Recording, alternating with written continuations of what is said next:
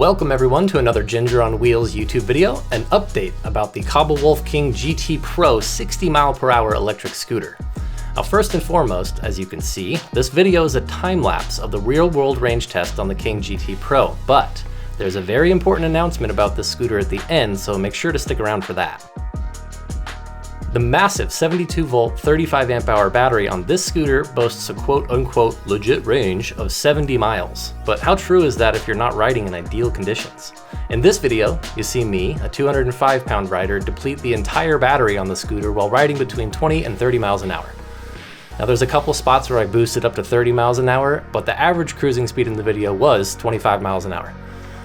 Sometimes it's easy to get wrapped up in specs and say, okay, the King GT Pro has a 70 mile range, now how does that compare to the insert other scooter here?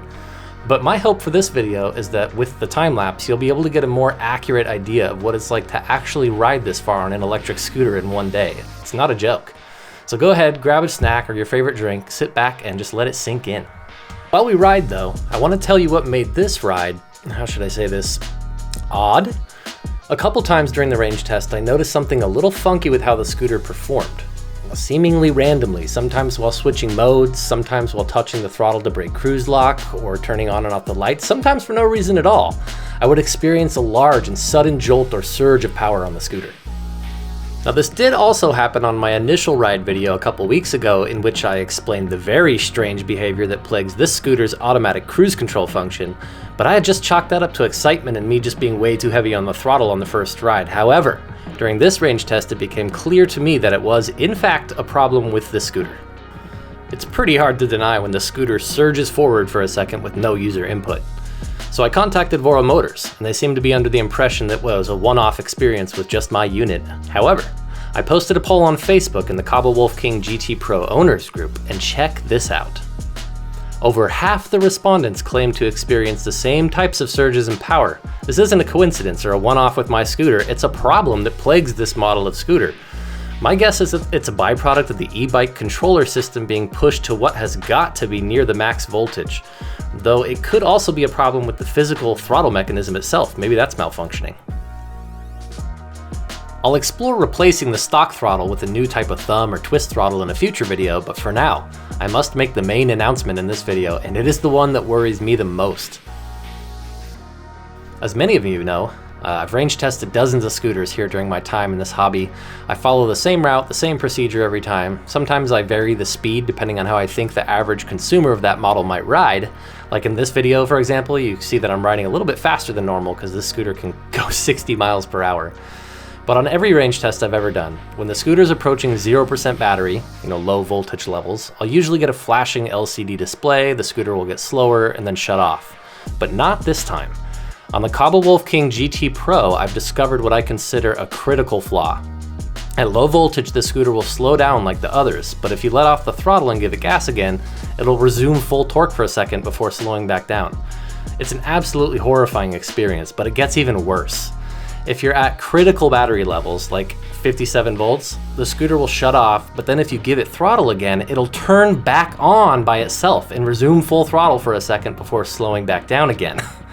On my range test, my Wolf shut off, like all scooters do. The main LCD shut off, the headlights shut off, I started slowing down, and then I flicked the throttle a couple times to make sure I was actually dead. Nope, the scooter turned back on by itself without me touching the on-off button, and it resumed full throttle. Now, I'm an experienced scooter rider, but I've never felt anything like this.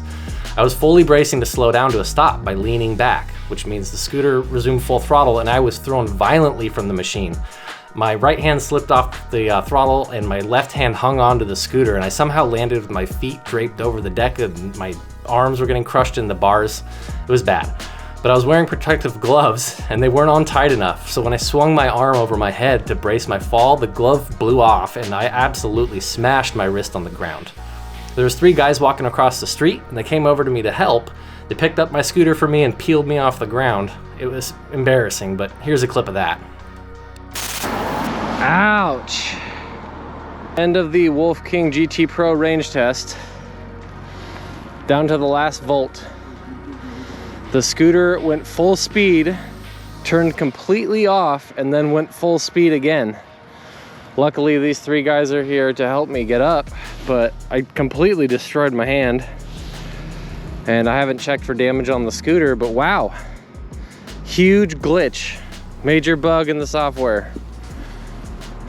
Wow. Yeah, my wrist is bad, but thanks for coming over. Wow. I need to sit down. Just keep it. You just keep it safe.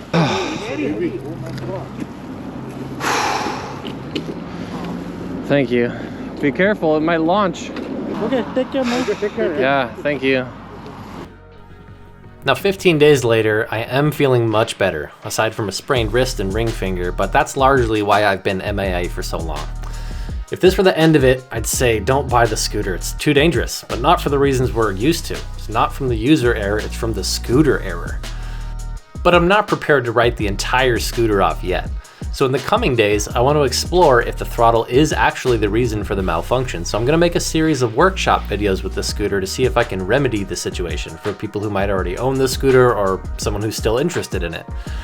I know, if you're looking forward to the scooter release as much as I was, I waited like 6 months for this thing, then this video is a hard pill to swallow. But your best bet is to subscribe to this YouTube channel and catch the upcoming workshop videos to see if we can remedy whatever is haunting this King GT Pro. Like I said earlier, the scooter did die at critical voltage on my range test, so I consider the ride a success in that regard. So for those of you who are still wondering how the King GT Pro does on range, let's check out the final specs and route now.